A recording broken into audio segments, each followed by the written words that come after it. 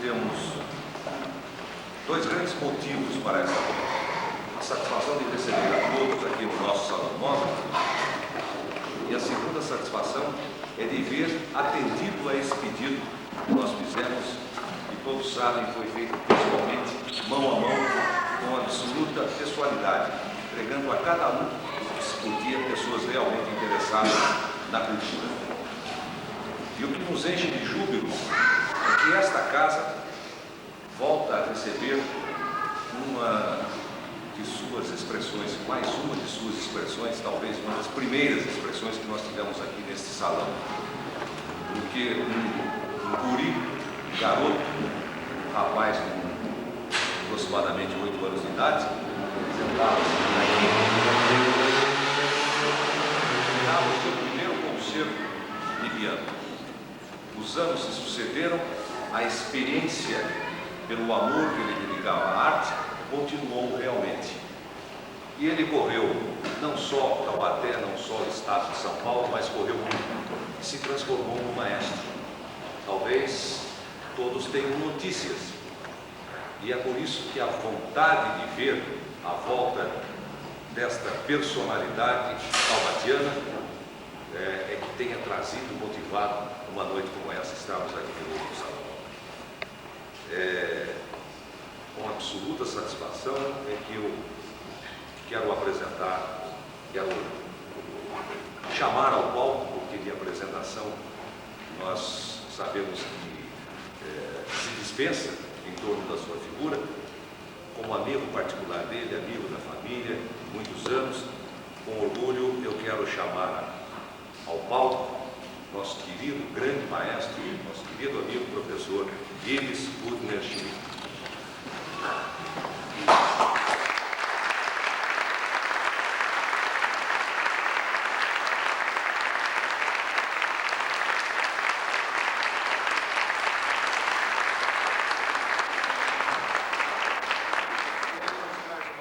Especial para essa noite, uma figura simpaticíssima que eu acabei de conhecer nos bastidores, e até perguntei o nome, porque vai ser complicado, a nossa diretora cultural, a Célia, olha, o nome dela é Idália, e eu perguntei a Idália, ela falou Idaléia ou apenas uma amiga dentro da sua simplicidade, e ela já me cativou como vai cativar a todos os senhores aqui presentes.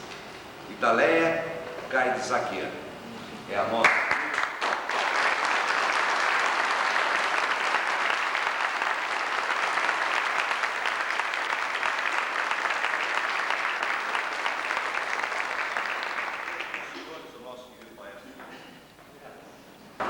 Primeiramente, muito obrigado ao Taubaté Clube por proporcionar esse meu espetáculo aqui em Taubaté, que é a minha terra.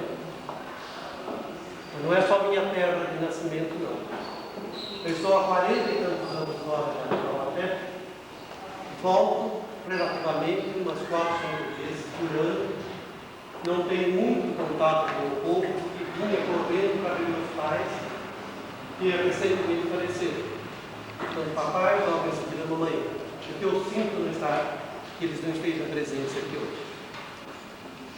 Também quero agradecer José Carlos Millet por ter me encaminhado a Célia Regina Moreira Pinto, quem foi realmente a minha empresária aqui no clube. E eu agradeço de coração, porque ela fez um máximo para que esse espetáculo fosse realmente realizado. Esta apresentação em Taubaté, porque aqui neste palco de calça curta eu me apresentei pela primeira vez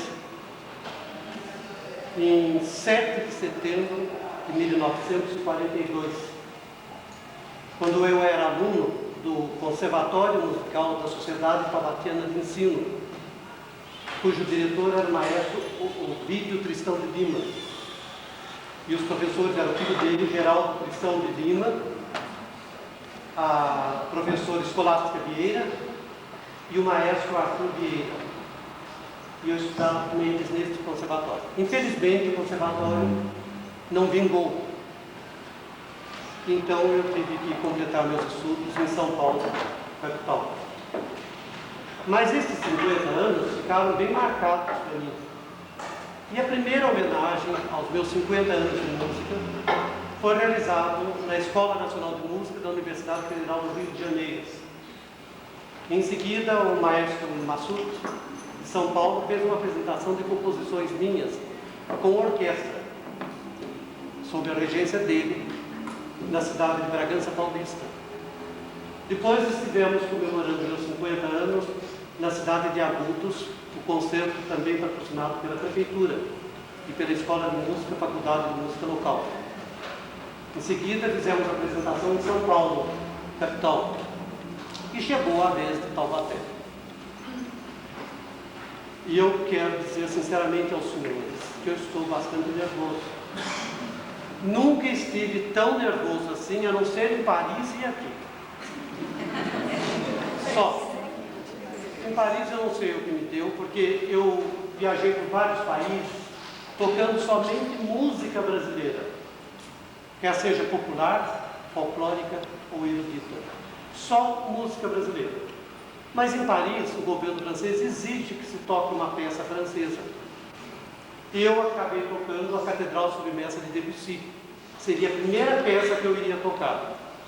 Eu sentei e não conseguia saber onde era essa bendita nota para começar no piano. E tão nervoso que eu estava. Que era o único lugar, porque no Brasil eu toco estrangeiros, mas no estrangeiro eu só toco brasileiros.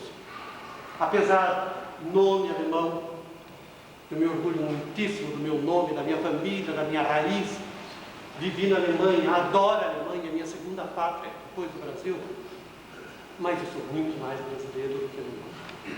Embora tenha tipo, nome, sangue, conduta germânica, eu também sou excessivamente germânico. Preciso perder um pouquinho, porque como vocês podem imaginar, eu já tenho mais do que só 50 anos de música. Um bocadinho mais. Então eu preciso me brasileirar mais também. Mas acontece que o meu sonho era, o ápice, seria o Taubaté Country Club para a minha apresentação.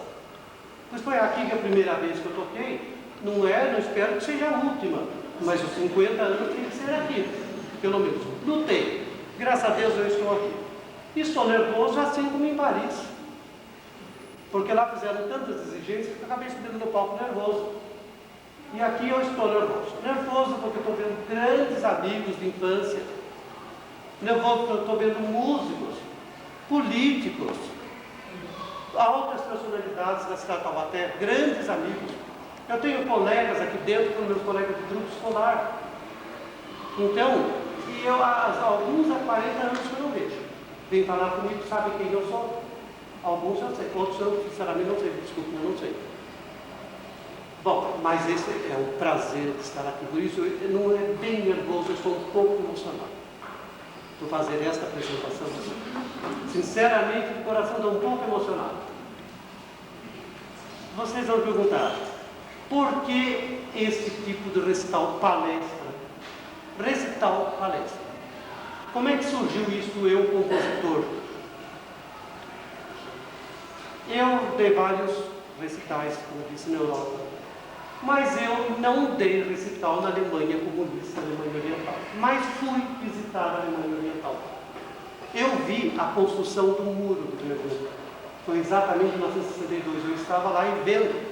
E aquilo me chocou tremendamente. É como se dividisse o Brasil em duas nações.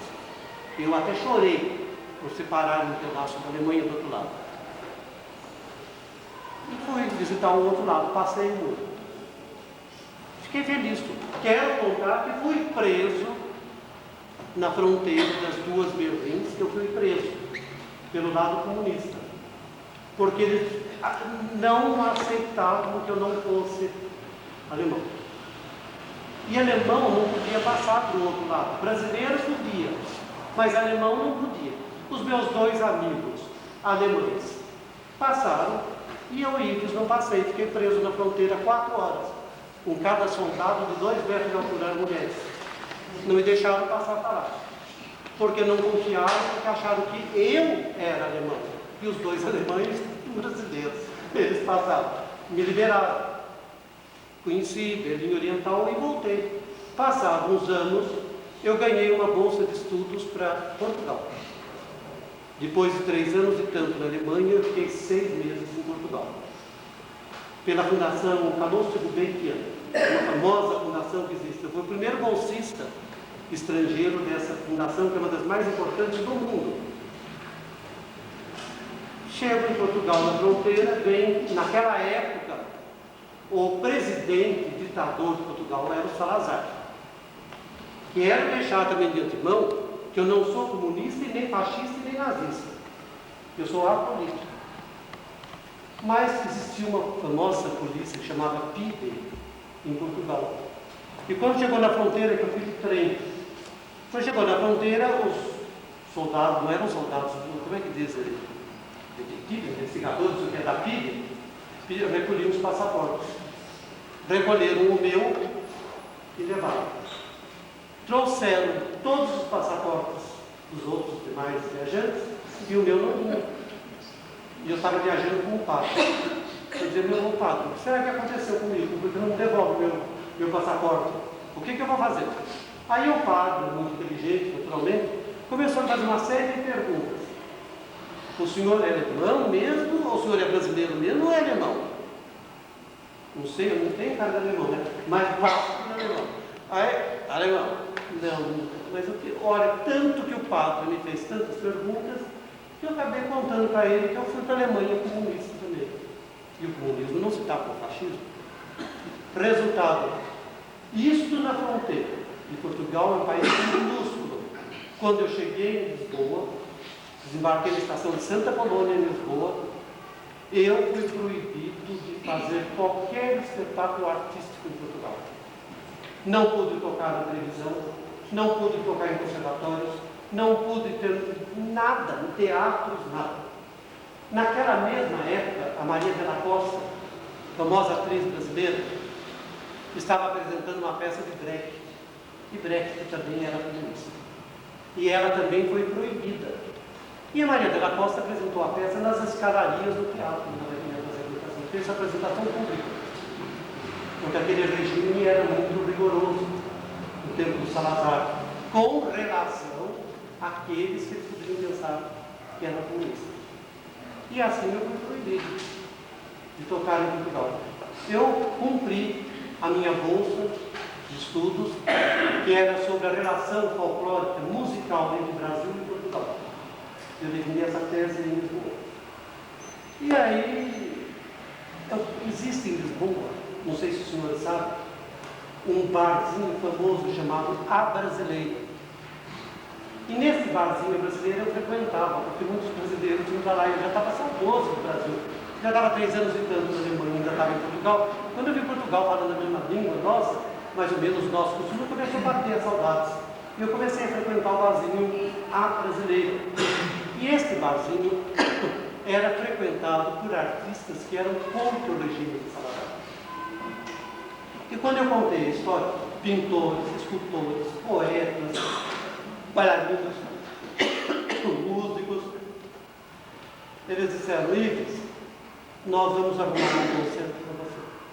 Você vai dar um concerto aqui em Lisboa. Você não pode voltar para o Brasil sem dar um concerto em Lisboa. Mas você tem que prometer fazer uma coisa. Não queremos ouvir composição de nenhum outro compositor.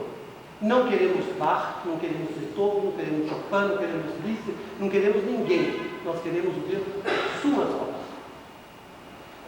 Esse concerto foi realizado num restaurante chamado Galo de Ouro, na Avenida dos Restauradores. Um grande restaurante subterrâneo.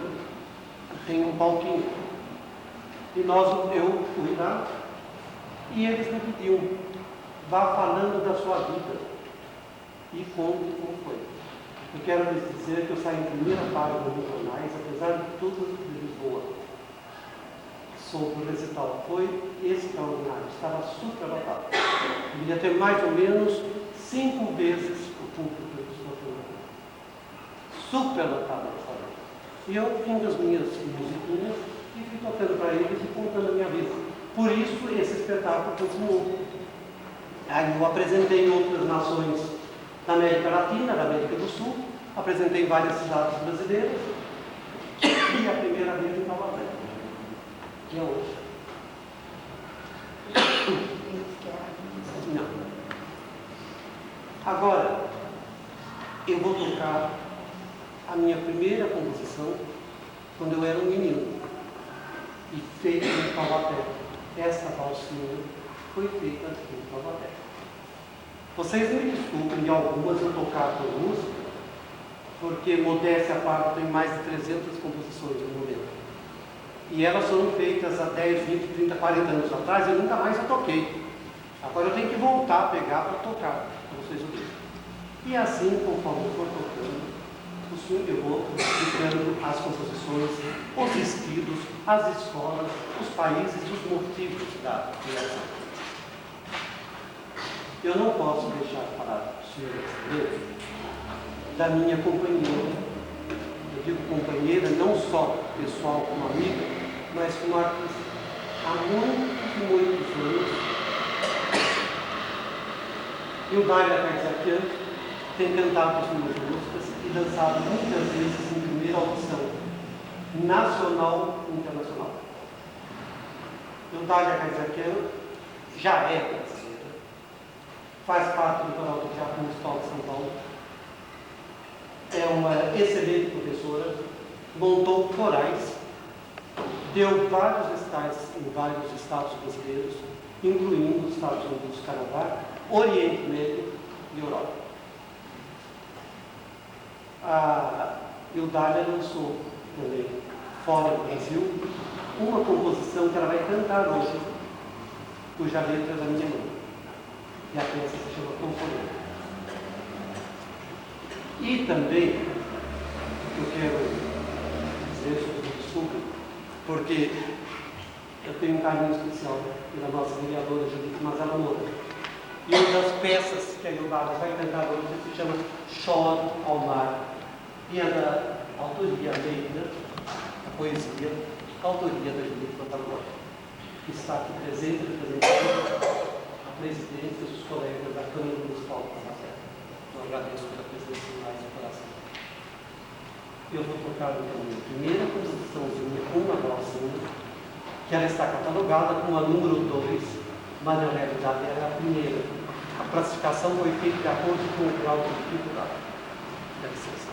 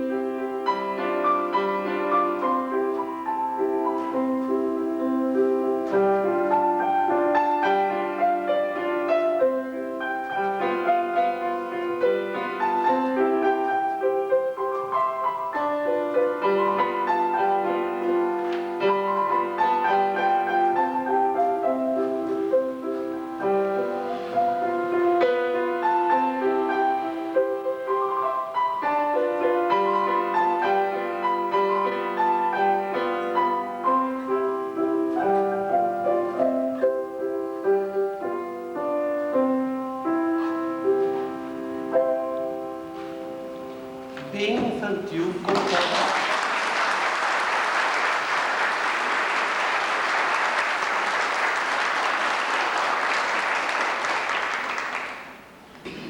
Aí já fui crescendo um bocadinho mais, 13, 14, 15 anos. E os que são meus colegas de idade sabem disso, que naquela época o cinema era o máximo. E eu tinha uma atriz, que apesar de ter nascido na República Dominicana, era uma grande estrela de Hollywood. E talvez alguns se lembrem dela. Ela se chama Maria Montes, e nós falávamos Maria Montes. A Maria Montes, Maria Montes, eu era louco, apaixonado por essa mulher. E ela, os filmes dela eram assim, ela parecia de cigana, ela parecia de árabe, sabe, ela era uma moça assim, uma morena, muito bonita.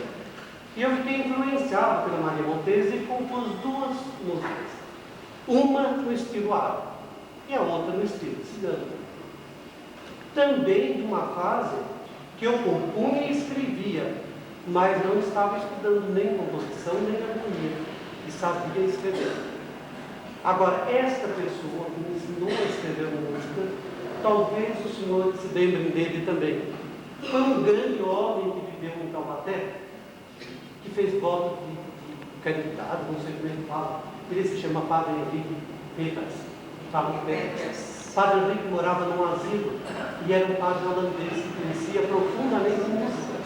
E foi este padre que me deu as primeiras orientações de harmonia, composição e escrever. Já é falecido, mas foi um padre. Era holandês. Era um padre holandês. O senhor gordo fumava um charuto que quase não morria. Ele me dava ordem e soltava aquela vaporada para ver se eu era menina. Mas jamais vou esquecer. Além de ser um santo homem, era uma capacidade. Então vocês vão ver, primeiro, a caravana em estilo árabe.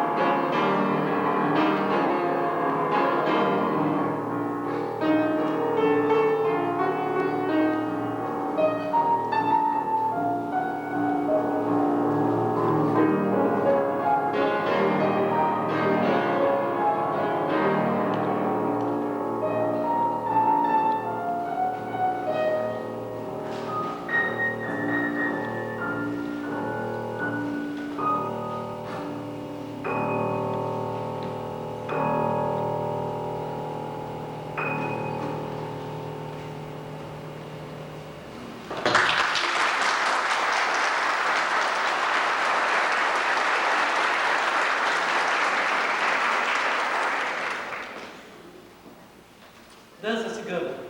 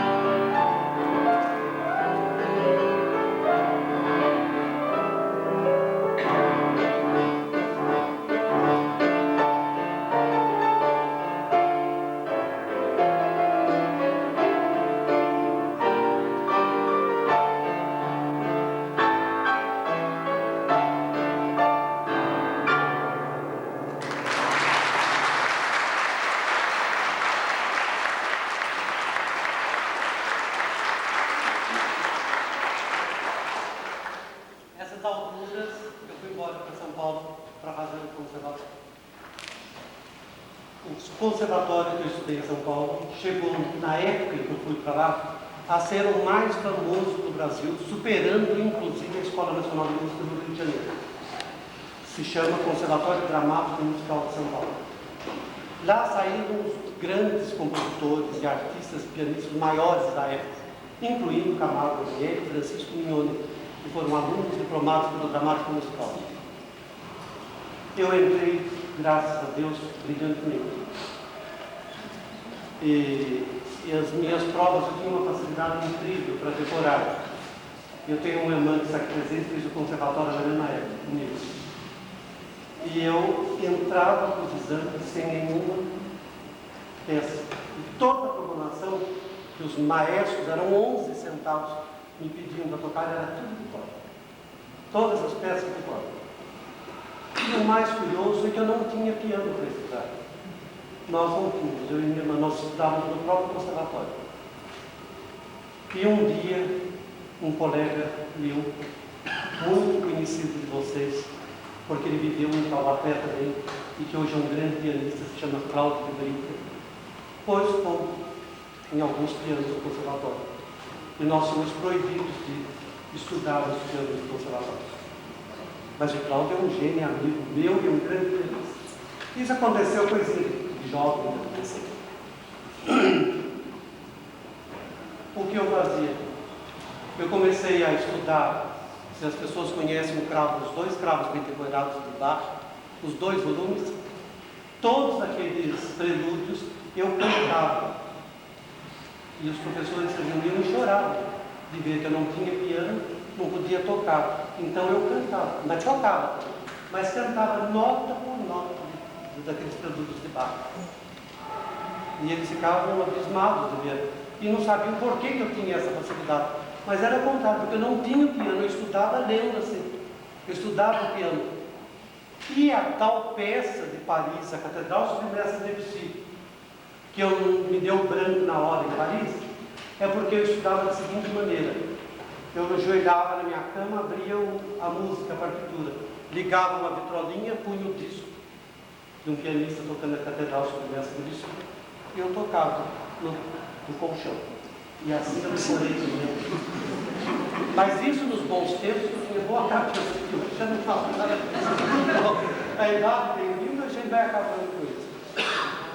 Mas, eu entrando no Conservatório Dramático e Musical, eu tive um professor, um dos maiores folcloristas do Brasil, e que me incentivou demais no campo do folclore. Foi justamente nesta época que eu fui em faculdade, no Centro de Pesquisa Folclórica Mário de Andrade de São Paulo, do Conservatório, e do Museu Folclórico também.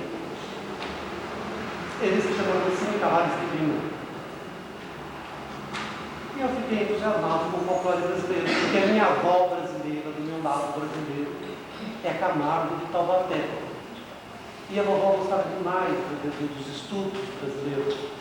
E da minha casa, na Rua Engenheiro Fernando de Matos, quando eu era criança, eu vi os batuques que vinham do morro, do Alto São João, do São Pedro. Eu via Moçambique, principalmente Moçambique. E aqueles ritmos negros me contagiavam. E eu fiquei mais entusiasmado no folclore e entrei na comissão da Orquestra Folclórica, também com uma tese que eu admiti.